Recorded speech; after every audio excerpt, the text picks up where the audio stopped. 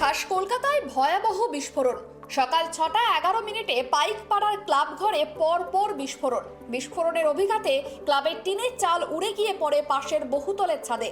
বন্ধ দরজাও উপড়ে যায় মুহূর্তের মধ্যে। দাউ দাউ করে জ্বলতে শুরু করে আগুন। ইতিমধ্যে ভাইরাল বিস্ফোরণের ঠিক আগের মুহূর্তের ওই সিসিটিভি ফুটেজ।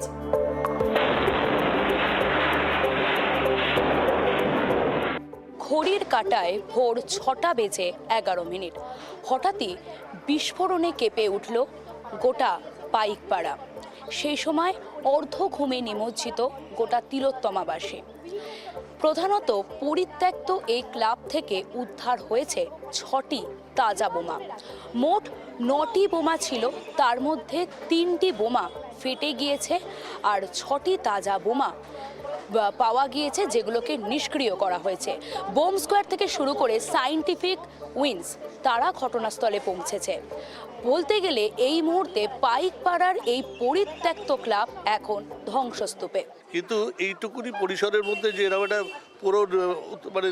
পুরো ক্লাব, একটা যে ক্লাবের মধ্যে কোনো বসতিই ছিল না, সেই ক্লাবের মধ্যে যে বাইরের লোকেরা এসে ঢুকে বসে থাকতো, এটা লোকাল লোকও নয়, বাইরের লোকেরা ঢুকে বসে থাকতো, সেটা অনেক আগে হয়তো আমাদের জানালে ভালো হতো, প্রশাসনকে জানালে ভালো। সাধারণ মানুষই সবচেয়ে বেশি এই মুহূর্তে আছে এবং তাদের সুরক্ষার দায়িত্ব আমাদের। আমরা নিশ্চিতভাবে সেই সুরক্ষা দিয়ে দেবো। বেশ কয়েক বছর ধরে বন্ধ ছিল ওই ক্লাবটি। স্থানীয়দের অভিযোগ, পরিত্যক্ত ওই বাড়িতেই লুকিয়ে বোমা মজুত করে রাখা হয়েছিল। নেপথ্যে প্রমোটিং সংক্রান্ত বিবাদ থাকতে পারে বলেই সন্দেহ এলাকাবাসীর। মাঝে মধ্যেই কিছু বহিরাগতকে এলাকায় ঘুরতে দেখা যেত বলেও দাবি তাদের। খবর পেয়ে ঘটনাস্থলে পৌঁছয় চিতপুর থানার পুলিশ, বম্ব স্কোয়াড এবং ডগ স্কোয়াড। ঘটনাস্থলে যায় সায়েন্টিফিক উইংসও। সংগৃহীত করা হয় নমুনা, করা হয়েছে ফটোগ্রাফি, ভিডিওগ্রাফিও। 6:15 নাগাদ হঠাৎ দেখলাম, আমরা ঘুমোচ্ছিলাম, প্রচণ্ডভাবে বাড়িটা কেঁপে উঠলো আর আওয়াজ প্রচণ্ড, বিভৎস আওয়াজ। আমার লাইফে এত বড় সাউন্ড শুনিনি। বাড়িটা কেঁপে উঠেছে এবং ওই যে ক্লাবটা আপনার টিনের চাল ছিল, ওটা ছিটকে ওপর দিকে উঠে গেছে, 6তলা বাড়ির ওপরে উঠে গেছে টিন পিন। আর এই বাড়ির কাঁচ ফাঁচ ভেঙে গেছে, দেয়াল ফেয়াল ভেঙে গেছে। আর ওই লোহার দরজাটা, ওই যে সামনে একটা লোহার দরজার সিট ছিল, সেইটাও বেঁকে অন্তত 20-30 হাত দূরে পড়েছে।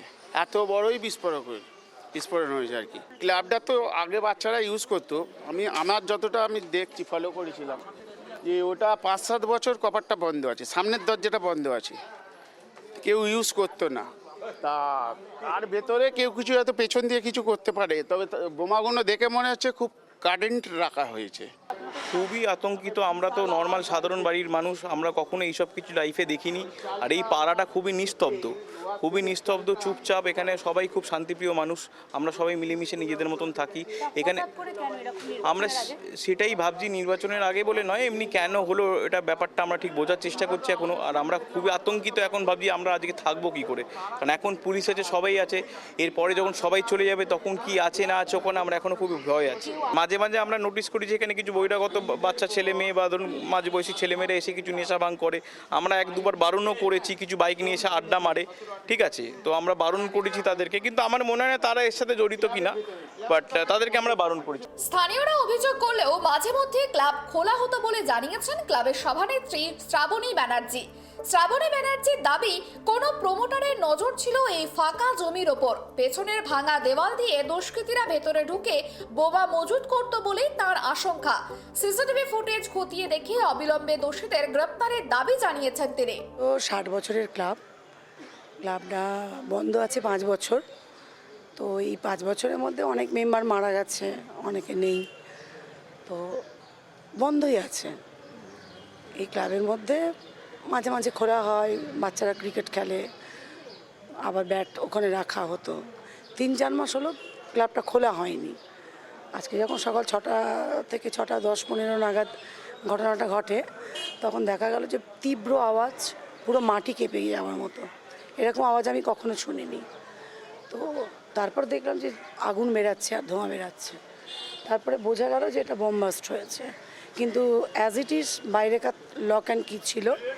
পরে দেখা গেল ওই গলি দিয়ে ঢুকেছে, যে গলিটা পূর্ণচন্দ্র মাইতির, উনি ওই প্রাক্তন প্রফেসর, ওনার গলিতে দিয়ে ঢুকে বোধহয় কেউ ওই পিছনের দেয়ালটাকে ভেঙেছে, ক্লাবের পিছনের দেয়ালটা খুবই দুর্বল দেয়াল, ওটাকে একটা কিক করলেই ভাঙা যায়। সেখান থেকে ঢুকে কেউ ওই বোমাগুলোকে রেখে এসেছিল এবং যথারীতি টাইমে তারা আগুন ধরিয়েছে। কোনো এক ব্যক্তি ঘটিয়েছেন, তিনি হয়তো কোনো তার ইনফ্লুয়েন্স খাটিয়ে, সেটা কোন পার্টি কী পার্টি সেটা আমি বলতে পারছি না এই মুহূর্তে। তবে সময়ের সাথে সাথে যদি পুলিশ চুপচাপ থাকে বা নিরপেক্ষ তদন্ত না হয়ে ব্যাপারটাকে উল্টায়, তখন আমাকে হয়তো বাধ্য হতে হবে কিছু কিছু সন্দেহের কথা বলতে। গোটা ঘটনাকে কেন্দ্র করে শুরু হয়েছে রাজনৈতিক তরজা। ঘটনার প্রতিবাদে এবং পুলিশের ভূমিকা নিয়ে প্রশ্ন তুলে চিতপুর থানা ঘেরাও করে বিজেপি। উত্তর কলকাতার বিজেপির সভাপতি তমগ্ন ঘোষের অভিযোগ, ভোটের আগে বাংলাকে অশান্ত করার চেষ্টা চলছে এবং পুলিশ প্রশাসন ঘটনায় নির্বিকার। সারা কলকাতাকে প্রায় নাড়িয়ে দিয়েছে, বাংলাকে নাড়িয়ে দিয়েছে যে কলকাতার বুকে খোদ কাশীপুরে পাইকপাড়া অঞ্চলে বোমা বিস্ফোরণ।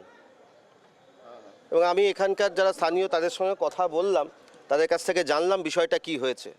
কিন্তু আমার একটাই প্রশ্ন পুলিশ প্রশাসনের কাছে, কারা বোমা মজুত করলো, কেন মজুত করলো, সেটা তো আপনাদেরই তদন্ত করে দেখতে হবে। তার কারণ যদি কলকাতার বুকে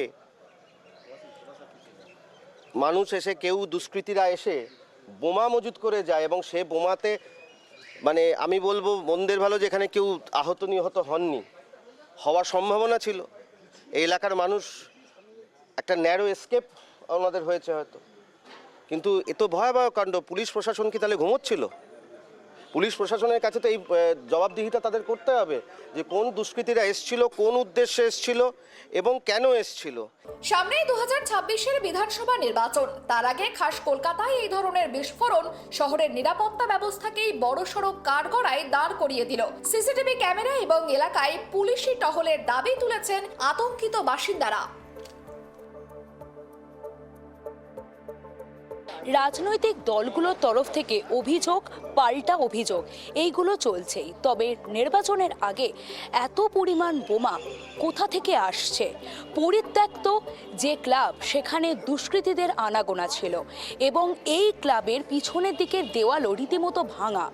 এই নিয়ে ক্লাবের প্রেসিডেন্ট বলেছেন তদন্ত করা হোক, কিন্তু তদন্ত তো চলবে। তবে নির্বাচনের আগে এই পরিমাণ বোমা কি করে উদ্ধার হচ্ছে? কিছুদিন আগেও আপনারা জানেন ইমেল মারফত বিভিন্ন পোস্ট অফিস, বিভিন্ন রকম পাসপোর্ট অফিস এবং তার সঙ্গে নগর দায়রা আদালত থেকে ভিক্টোরিয়া মেমোরিয়াল বিভিন্ন জায়গায় জায়গায় বোমা আতঙ্ক ছড়ায়। এবং এরপরেই প্রশ্ন উঠছে, নির্বাচনের আগে কি দুষ্কৃতীদের ডেরা হয়ে উঠছে বাংলা? এই প্রশ্নটা করছে বিভিন্ন রাজনৈতিক দল। এবার উত্তর দেবের সময় পুলিশ তদন্ত তো শুরু করেছে।